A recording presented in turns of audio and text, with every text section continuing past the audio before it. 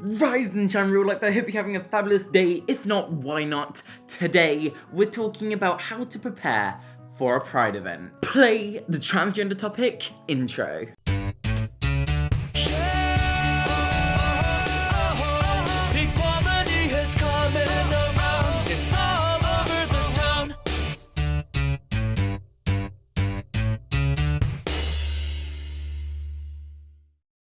Now before I get into it, I do have a little brief message that I would like to give to you peeps about Pride. In 2016, I spoke at Hampshire Pride, and this year, I am doing stuff with Hampshire Pride yet again. From a public speaker to part of their committee, I just need to say Hampshire Pride is on February 23rd, Winchester, England, Hampshire. I'm going to be there, and I'm gonna be vlogging, and I would hope to see you there too. Yeah, that's the message. So without further ado, let's talk about preparing for Pride. Different prides. Now, believe it or not, there are many different sorts of Pride events. You have your standard LGBT Pride, you have your trans Prides, where it's just trans stuff, and there are also Pride events to celebrate people in the LGBT community who are people of colour. Each of them have their own different twist on how they do Pride. Personally, I've never been to a Pride which celebrates people in the LGBT community who are people of colour. I've been to some trans Prides, but my favourite ones are the LGBT Prides, where it's everyone together as a giant family. But at the end of the day, it's personal preference.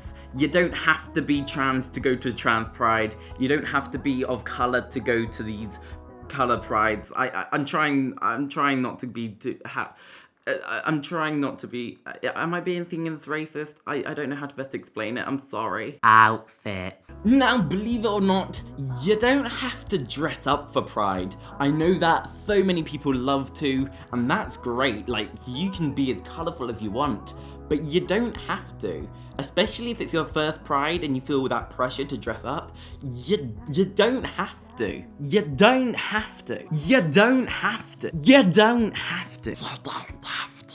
My personal preference is to be colourful but casual. If you haven't watched any of my Pride vlogs, I tend to go for a normal hairstyle and wear something on top like a t-shirt, may it just have a rainbow of some format on it. Usually I go for my black t-shirt with the trans heart on it, but it can range. I usually go for a brightly coloured flannel to go on top, because we all know if you're wearing a flannel, you're in the LGBT community.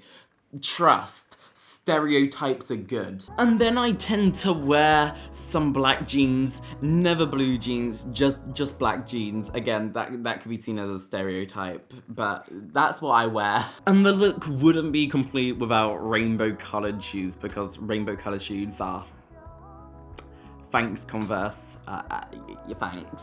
Hashtag not sponsored. Photos. When going to a Pride event, you need to be aware of the cameras, the photos, the film crews, the vloggers, me. And usually the rule of thumb is the more colourful you are, the more video and photos you're going to be in. And I know, working with a lot of Pride photographers, that is usually what they go for.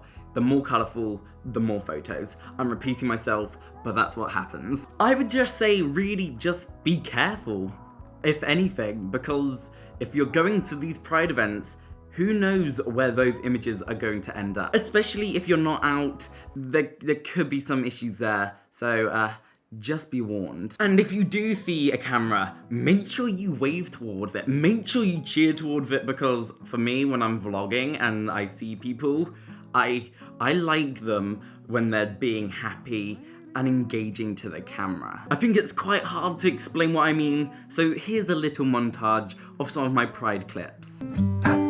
No, I was telling a lie. It's been a long day for sure. How could I resist your smile?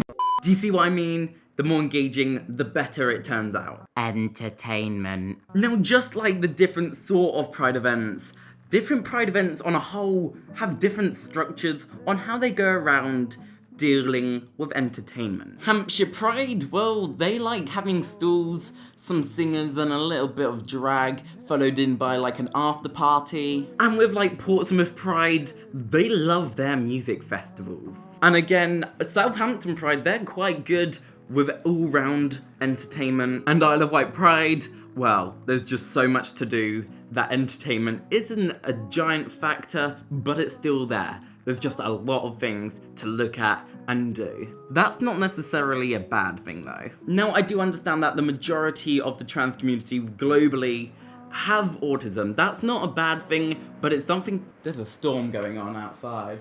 But it's something to take into consideration when going to a Pride event. The entertainment is often on the louder side, the brighter side, the more vibrant side of things. And I wouldn't bring this up unless I thought it was something that's very important. So, just be warned.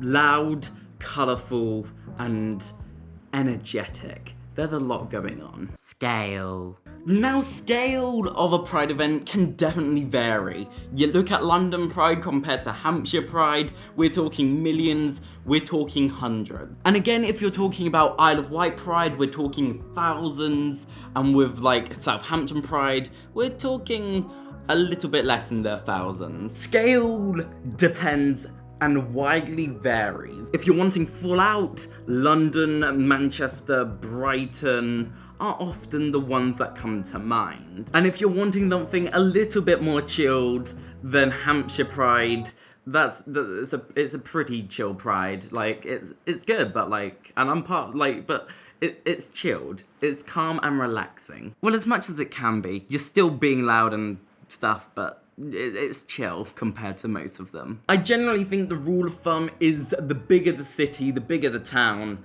the bigger the Pride, the more people that will turn up. And usually Pride events that are in their first years are also fairly small, so Don't think, okay, this is a big city, this is the first Pride, that it's gonna be giant.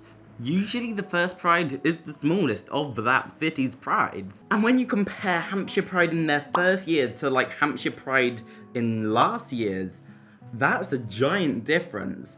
That is a huge difference. I think that's the best that I can do to describe how you can prepare for your first ever Pride in a very vague way, to be honest. When it comes to a Pride event, there is so much variation that you can't just say this is gonna happen and this is gonna happen, because they're all different. They're all unique for a reason. Some people like public figures, whereas some people like drag queens. Some people just like the parade, whereas some people like a whole day of Pride celebration. And it's not up to me to tell you which one you should do, but I hope I've given you just a little bit of insight to that. But thank you so much for watching, and remember, as always, to like, comment, and subscribe, and I will see you in the next video. And on that note, goodbye. Remember, Hampshire Pride is on February 23rd, Winchester, England. That should help. Okay, bye.